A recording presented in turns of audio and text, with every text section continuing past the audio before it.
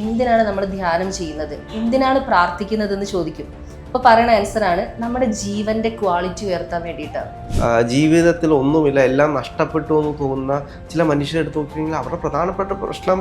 അപ്പം ഞാൻ ഇവരുടെ അടുത്ത് ചോദിച്ചൊരു കാര്യമുണ്ട്, നിങ്ങൾക്ക് മാരേജിന്റെ മുമ്പേ നിങ്ങൾ എങ്ങനെയുള്ള ഹസ്ബൻഡിന് വേണ്ടിയിട്ടായിരുന്നു ആഗ്രഹിച്ചതെന്ന്. അപ്പൊ ആ കുട്ടി എൻ്റെ അടുത്ത് എന്താ പറഞ്ഞതെന്ന് അറിയോ?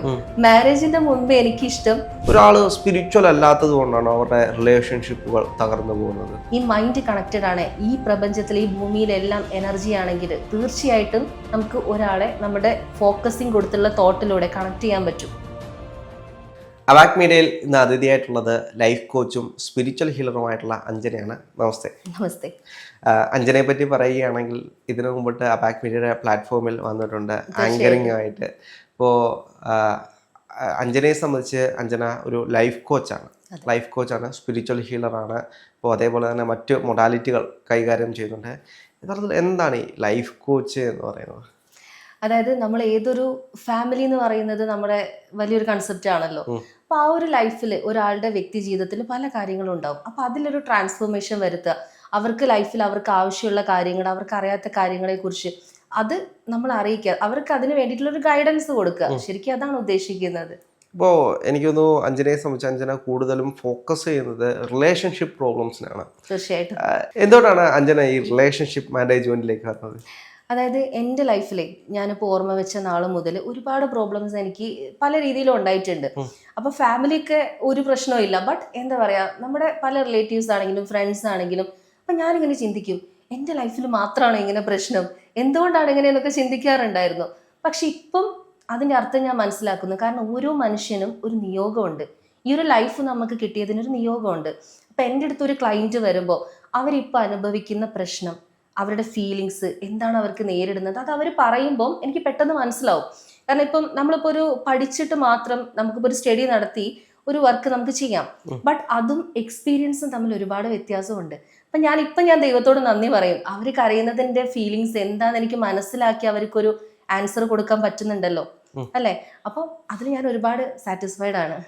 എന്തുകൊണ്ടാണ് ആളുകളുടെ ജീവിതത്തിൽ ഈ റിലേഷൻഷിപ്പ് പ്രശ്നങ്ങൾ അഫക്റ്റ് ചെയ്യുന്നത്? അതായത് റിലേഷൻഷിപ്പ് പ്രോബ്ലംസ് ഉദ്ദേശിക്കുന്നത് അതായത് പ്രണയം ഇങ്ങനെയുള്ള കാര്യങ്ങളാണ് രാഹുൽ? ഒരാൾ മാനസികമായിട്ട് തളർന്നു പോകുന്നത്. ഇപ്പോൾ ജീവിതത്തിൽ ഒന്നുമില്ല, എല്ലാം നഷ്ടപ്പെട്ടു എന്ന് തോന്നുന്ന ചില മനുഷ്യരെ എടുത്ത് നോക്കിയെങ്കിൽ അവരുടെ പ്രധാനപ്പെട്ട പ്രശ്നം റിലേഷൻഷിപ്പ് പ്രശ്നങ്ങളാണ്. ഒന്നെങ്കിൽ ഫാമിലി ആയിട്ടുള്ള റിലേഷൻ ആകാം, അല്ലെങ്കിൽ സ്നേഹിക്കുന്ന ആളുകൾ പാർട്ട്ണറുമായിട്ടുള്ള റിലേഷൻ ആകാം, അല്ലെങ്കിൽ സുഹൃത്തുക്കളുമായിട്ടുള്ള റിലേഷൻ ആകാം. അപ്പോൾ റിലേഷൻഷിപ്പിലാണ് ഏറ്റവും കൂടുതൽ പ്രശ്നങ്ങൾ ആളുകൾ അനുഭവിക്കുന്നത്. അത് എന്തുകൊണ്ടാണത്? അതിന്റെ പ്രധാനപ്പെട്ട ഒരു കോർ ഫാക്ടർ എന്ന് പറയുന്നത്. ഓക്കെ അത് പറയാം. അതായത് ഇപ്പം ഒരു സ്പിരിച്വൽ രീതിയോടെ ഞാൻ ഇതിൻ്റെ അകത്ത് ചേർക്കുകയാണ്. ഒരു മനുഷ്യൻ എന്ന് പറയുമ്പോൾ ഒരു ജീവനും ഒരു ശരീരവും ചേർന്നതാ. അതായത് ഒരു മനസ്സും ഒരു ജീവനും. അപ്പൊ അതില് നമ്മൾ ഓൾറെഡി ശരീരത്തിന് നമ്മൾ എത്ര നേരം ഫുഡ് കൊടുക്കുന്നുണ്ട്? 3 നേരം കൃത്യമായിട്ട് കൊടുക്കും, 4 നേരം 5 നേരം ആയാലേ ഉള്ളൂ. ബട്ട് നമ്മൾ നമ്മുടെ ജീവന് എത്ര നേരം ആഹാരം കൊടുക്കുന്നു? ഫോർ എക്സാമ്പിൾ നമ്മൾ മെഡിറ്റേഷൻ, പ്രാർത്ഥന, എന്തെങ്കിലും ആയിക്കോട്ടെ. പക്ഷെ ആ ഒരു പ്രശ്നം കൊണ്ട് ആളുകളുടെ മൈൻഡ് പലപ്പോഴും വീക്കാണ്. അവരുടെ ഇതൊക്കെ ഒരു മനുഷ്യന് കൊടുക്കേണ്ട ആവശ്യകതയുണ്ടോ? മെഡിറ്റേഷനും അങ്ങനെയുള്ള കാരണം ഞാൻ ചോദിക്കട്ടെ, നമുക്ക് ഇപ്പൊ നിങ്ങൾക്ക് ശ്രദ്ധിച്ചാൽ അറിയാം, ഈ മെഡിറ്റേഷൻ ചെയ്യുന്ന അല്ലെ ധ്യാനം ചെയ്യുന്ന ഈ ആളുകളെ ശ്രദ്ധിച്ചു കഴിഞ്ഞാൽ ഒന്ന് നോക്കി, അവർ കുറച്ച് പവർഫുൾ അല്ലേ? അവർക്ക് ഏത് പ്രശ്നത്തെയും നിസ്സാരമായിട്ട് സോൾവ് ചെയ്യാൻ പറ്റും. അല്ലാത്ത ആളുകൾ എന്ത്, ഇപ്പം നമ്മൾ ഒരു പ്രശ്നം വന്ന് ഡോക്ടറുടെ അടുത്ത് പോയി, അവരെന്താ നമുക്കിപ്പോ പറയാ, ഇപ്പോൾ ഉള്ള മോഡേൺ ആയിട്ടുള്ള എല്ലാ ഡോക്ടേഴ്സ് ആണെങ്കിലും മെഡിറ്റേഷൻ ചെയ്യാനോ അല്ലെങ്കിൽ ഒരു യോഗ പ്രാക്ടീസ് ചെയ്യാനോ അവർ പറയും. കാരണം നമ്മുടെ മൈൻഡിന് നമ്മൾ കൊടുക്കുന്ന കാര്യങ്ങളാണ് അതൊക്കെ. ആ ഒരു സോളിന്, അതായത് സോൾ എന്ന് പറയുമ്പോൾ പലരും അത് അക്സെപ്റ്റ് ചെയ്യില്ല. സോ അതുകൊണ്ട് നമ്മൾ ആ മൈൻഡ് എന്ന് പറയുന്നു. മൈൻഡിന് നമ്മൾ ഈ ഒരു കാര്യം കൊടുക്കുന്ന സമയത്ത് തീർച്ചയായിട്ടും പ്രശ്നങ്ങളിൽ നിന്ന് നമുക്ക് എന്ത് ചെയ്യാൻ പറ്റും? പിടിച്ചു നിൽക്കാൻ പറ്റും. ആ പിടിച്ചു നിൽക്കാൻ ധൈര്യം. ഇപ്പം വലിയൊരു പ്രോബ്ലം സംഭവിച്ചു, ഇപ്പം അധിക പേര് എൻ്റെ അടുത്ത് വരും, ഡിവോഴ്സ് ആവാൻ പോവാണ്, എൻ്റെ ഹസ്ബൻഡ് എന്നെ ഒരുപാട്, അല്ലെങ്കിൽ വൈഫ് ഭയങ്കര പ്രോബ്ലം ആണ്. അപ്പം ഞാൻ അവരുടെ അടുത്ത് പറയും, നിങ്ങൾ ഡെയിലി 1 മണിക്കൂറിൽ 5 തവണ വീതം ഡീപ്പ് ബ്രീത്ത് എടുക്കുമെന്ന്. കേൾക്കുന്നവർ വിചാരിക്കും ലൈഫിൽ വലിയ പ്രോബ്ലം ആയിട്ട് വരുന്നവരോട് ഡീപ്പ് ബ്രീത്ത് എടുക്കുക പറഞ്ഞാൽ എന്താ കാര്യം ഓർക്കും. പക്ഷെ അവിടെ മനസ്സിലാക്കേണ്ട ഒരു കാര്യം എന്താണെന്നറിയോ? നമ്മൾ ശരിക്കും നമ്മുടെ സബ് കോൺഷ്യസ് മൈൻഡുമായിട്ട് നമ്മുടെ ബ്രീത്തിലൂടെ കണക്റ്റ് ആവുകയാണ് ചെയ്യുന്നത്. തീർച്ചയായിട്ടും. കാരണം ശ്വാസം എന്ന് പറഞ്ഞു കഴിഞ്ഞാൽ നമ്മുടെ ജീവൻ. ആ ജീവനുമായിട്ട് നമ്മൾ ഇപ്പം രാഹുലിന് തന്നെ ജസ്റ്റ് ഒന്ന് കണ്ണടച്ച് ഡീപ്പ് ബ്രീത്ത് എടുത്താൽ അറിയാം, നമ്മുടെ മൈൻഡുമായിട്ട് നമ്മൾ കണക്റ്റ് ആവും, നമ്മളങ്ങ് ഡീപ്പിലേക്ക് പോകും. ആ സമയത്ത് നമുക്ക് ഒരുപാട് കാമായിട്ടുള്ള ആ ഒരു ഫീല് നമുക്ക് അനുഭവിക്കാൻ പറ്റും.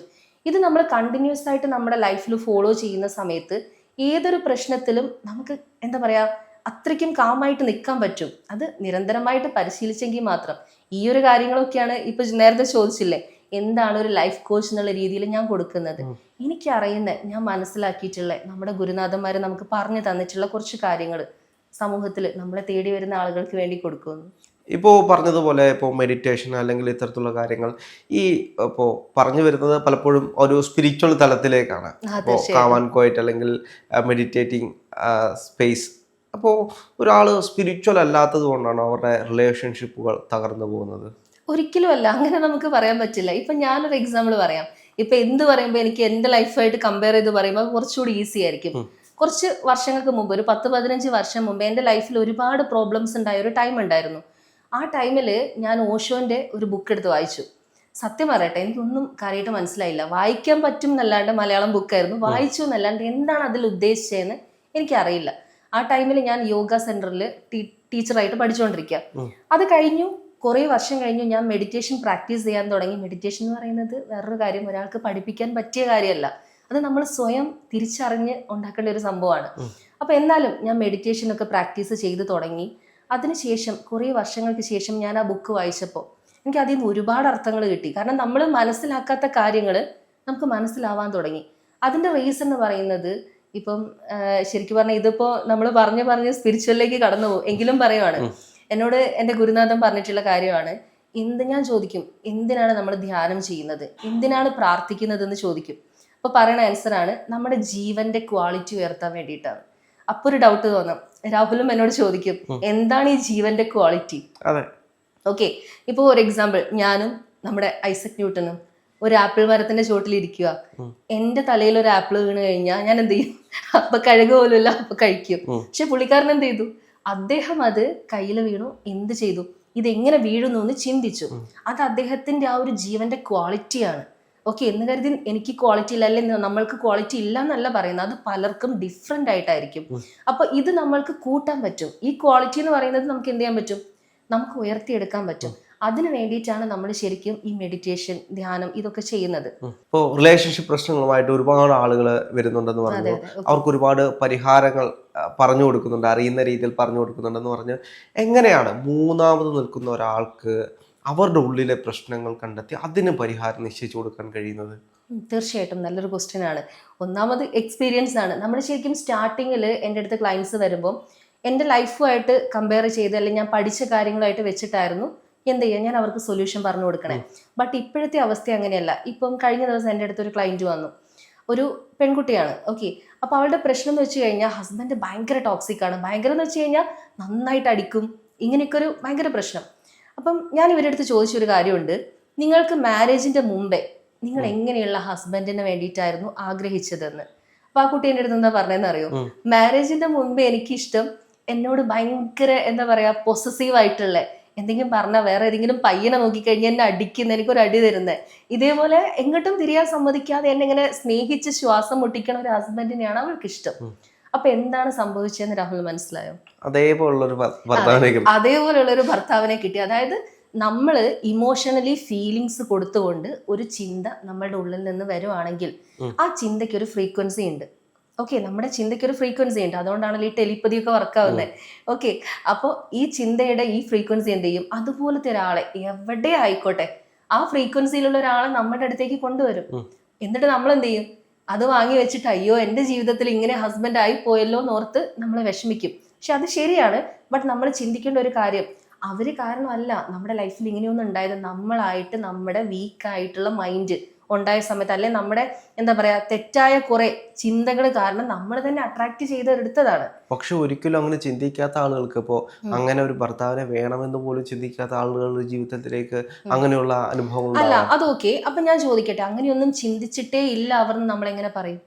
ഏതെങ്കിലുമൊക്കെ സമയത്ത് പലതും ഇപ്പൊ ചിന്തിക്കണം എന്നില്ല. ഇപ്പം ചിലപ്പോൾ ചില ആളുകൾ ഒരേപോലത്തെ പടം, ഇപ്പൊ സീരിയൽ കാണുമ്പോൾ നമ്മൾ പറയാറില്ലേ, ഡെയിലി നമ്മളിങ്ങനെ വിഷം കൊടുക്കുന്ന സീരിയൽ അങ്ങനെ ഇങ്ങനെയൊക്കെ കാണുന്ന സമയത്ത് പ്രശ്നമാണെന്ന് പറയും. അത് കാണരുതെന്ന് പൊതുവെ പറയും. ചിലപ്പോൾ രാഹുലും വീട്ടിൽ ചിലപ്പോൾ അമ്മയുടെ അടുത്ത് പറയണേ എന്നും അമ്മ എന്താ സീരിയൽ കാണണേ. ഇപ്പൊ ഇതേപോലെ എന്താ നമ്മൾ നിരന്തരമായിട്ട് ഒരേ കാര്യങ്ങൾ കണ്ടുകൊണ്ടിരിക്കുമ്പോൾ നമ്മുടെ ഫാമിലിയിൽ ആരെങ്കിലും അടിപിടി ഉള്ള ആളുകൾ ഉണ്ടെങ്കിൽ അല്ല ഇങ്ങനെയുള്ള ആളുകൾ ഉണ്ടെങ്കിൽ ആ ഒരു പാറ്റേൺ നമ്മുടെ മൈൻഡിൽ വരും.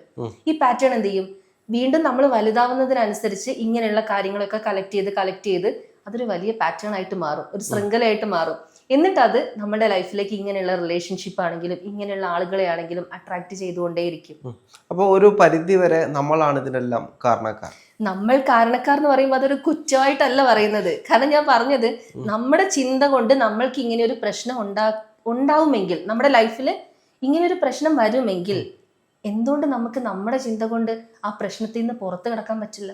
ഇതിന് പരിഹാരങ്ങൾ എങ്ങനെയാണ് നിശ്ചയിച്ചു കൊടുക്കുന്നത്? തീർച്ചയായിട്ടും ഇതിനൊരു പരിഹാരം എന്നൊക്കെ പറയുമ്പോൾ വഴിപാട് പോലെ വഴിപാട് പോലെ തോന്നുന്നത്. മീൻസ് പരിഹാരം എന്ന് പറയുമ്പോൾ തീർച്ചയായിട്ടും നമ്മുടെ മൈൻഡ് കൊണ്ട്, ഇപ്പൊ ചോദിച്ചില്ലേ എന്താണ് ലൈഫ് കോച്ചിന്റെ ജോലി എന്ന് ചോദിച്ചില്ലേ, ലൈഫ് കോച്ച് ഇതാണ് ചെയ്യുന്നത്. അവരുടെ ഈ ഒരു പാറ്റേൺ അല്ലെങ്കിൽ ഈ ഒരു പ്രോഗ്രാം ബ്രേക്ക് ചെയ്യാനുള്ള പ്രാക്ടീസ് നമ്മൾ കൊടുക്കും.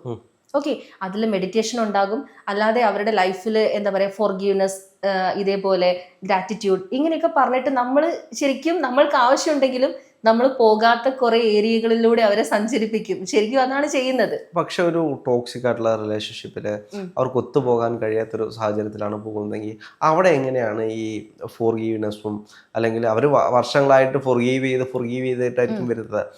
അങ്ങനെ അതിൽ നിന്നൊരു പരിഹാരം ചിലപ്പോൾ അവർക്ക് ഒറ്റയടിക്ക് ആ റിലേഷൻഷിപ്പിൽ നിന്ന് പുറത്തു വരാൻ കഴിയാത്തൊരു സാഹചര്യമായിരിക്കും.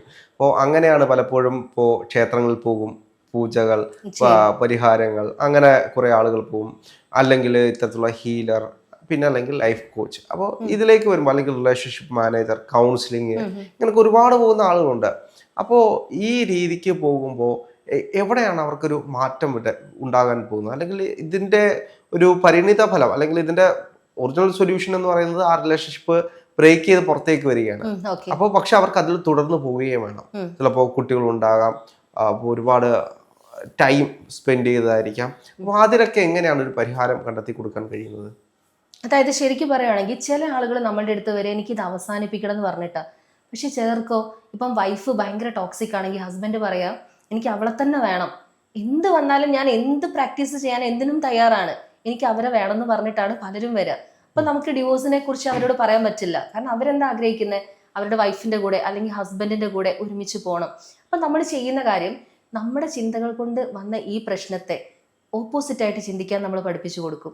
അത് നിരന്തരമായിട്ട് ഇപ്പം രാഹുൽ കേട്ടിട്ടുണ്ടാവും അഫർമേഷൻ ഒക്കെ പറഞ്ഞിട്ടുള്ള കാര്യങ്ങൾ നിരന്തരമായിട്ട് നമ്മൾ നമ്മുടെ സബ് കോൺഷ്യസ് മൈൻഡിലോട്ട് റിപ്പീറ്റഡ് ആയിട്ട് കൊടുക്കുന്ന പോസിറ്റീവ് കാര്യങ്ങളാണ് എന്ത് അഫർമേഷൻ എന്ന് പറയുന്നത്. ഈ അഫർമേഷൻ നമ്മൾ റിപ്പീറ്റ് ചെയ്ത് പറയുമ്പം എന്താ സംഭവിക്കാന്ന് വെച്ച് കഴിഞ്ഞാൽ എല്ലാ മനുഷ്യരുടെയും എല്ലാ ജീവജാലങ്ങളുടെയും subconscious mind energy wise connected ആണ്. സോ നമ്മളിപ്പോൾ ഒരാളെ കുറിച്ച് ചിന്തിക്കുമ്പോൾ അവരുടെ എനർജി ആയിട്ട് നമുക്ക് കണക്ട് ആവാൻ പറ്റും. അങ്ങനെ നമ്മളിപ്പോൾ ചിലർ ചോദിക്കുന്ന ഒരു ഡൗട്ട് ഇതിൻ്റെ ഇടയിൽ പറയുവാണ്, ഇപ്പം എൻ്റെ ഭാര്യ ഇന്ത്യയിലാണ്, ഞാൻ ഗൾഫിലാണുള്ളത്, എങ്ങനെയാ മാഡം മാറ്റം സംഭവിക്കാന്ന് ചോദിക്കും. ഈ മൈൻഡ് കണക്റ്റഡ് ആണ്. ഈ പ്രപഞ്ചത്തിൽ ഈ ഭൂമിയിലെല്ലാം എനർജി ആണെങ്കിൽ തീർച്ചയായിട്ടും നമുക്ക് ഒരാളെ നമ്മുടെ ഫോക്കസിങ് കൊടുത്തുള്ള തോട്ടിലൂടെ കണക്ട് ചെയ്യാൻ പറ്റും. ഇപ്പൊ ഒരു എക്സാമ്പിൾ പറയുവാണെങ്കിൽ നമ്മളിപ്പോ ഹിപ്നോസിസ് ചെയ്യുന്നത് കണ്ടിട്ടല്ലേ, ഇപ്പൊ ജസ്റ്റ് ഒരു പച്ചമുളക് കൊടുത്തിട്ട് ചോക്ലേറ്റ് ആന്ന് പറഞ്ഞിട്ട് എന്ത് ചെയ്യും, കഴിപ്പിക്കും അല്ലെ? അവരത് ശരിക്കും ആസ്വദിച്ചല്ലേ കഴിക്കുന്ന, എരിയുന്നുണ്ടോ? ഇനി കാന്താരി മുളക് ആണെങ്കിൽ പോലും അവർക്ക് എരിവ് അനുഭവപ്പെടുന്നില്ല. ഇവിടെ എന്താ സംഭവിക്കണമെന്ന് വെച്ച് കഴിഞ്ഞാൽ അവരുടെ ക്രിട്ടിക്കൽ മൈൻഡിനെ അവിടെ കട്ട് ചെയ്തിട്ടാണ് നമ്മൾ എന്ത് ചെയ്യുന്നത്, ഹിപ്നോസിസ് അവരെ തെറ്റിദ്ധരിപ്പിക്കുകയാണ്, നമ്മുടെ സബ് കോൺഷ്യസ് മൈൻഡിനെ തെറ്റിദ്ധരിപ്പിക്കുകയാണ് ഇത് ചോക്ലേറ്റ് ആണെന്ന് പറഞ്ഞ്. ഒരു 5 മിനിറ്റ് അല്ലെ 3 മിനിറ്റ് ഈ ഒരു പ്രോസസ്സ് കൊണ്ട് ഒരാൾക്ക് ഈ ഒരു എരിവുള്ള ഈ ഒരു സംഭവം ഇങ്ങനെയായിട്ട് തോന്നുന്നുണ്ടെങ്കിൽ റിപ്പീറ്റഡ് ആയിട്ട് കൊടുക്കുന്ന നെഗറ്റീവ് തോട്ട്സ് ഒരാൾ എത്ര ബാധിക്കുന്നുണ്ട്. ഇതേപോലെ അവർക്ക് ആ ജീവിതത്തിൽ നിന്ന് അവർക്ക് തിരിച്ചു വേണം, അല്ലെ എൻ്റെ ഹസ്ബൻഡിനെ എൻ്റെ വൈഫിനെ തിരിച്ചു വേണമെന്ന് തോന്നുമ്പോൾ അതിനനുസരിച്ചുള്ള പോസിറ്റീവ് ആയിട്ടുള്ള അഫർമേഷൻ നമ്മൾ ചിന്തിക്കുമ്പോൾ അല്ലെങ്കിൽ നമ്മൾ അതിനനുസരിച്ച് പ്രവർത്തിക്കുന്ന സമയത്ത് അവരുടെ മൈൻഡിൽ ഓട്ടോമാറ്റിക്കലി ചേഞ്ച് ഉണ്ടാവും.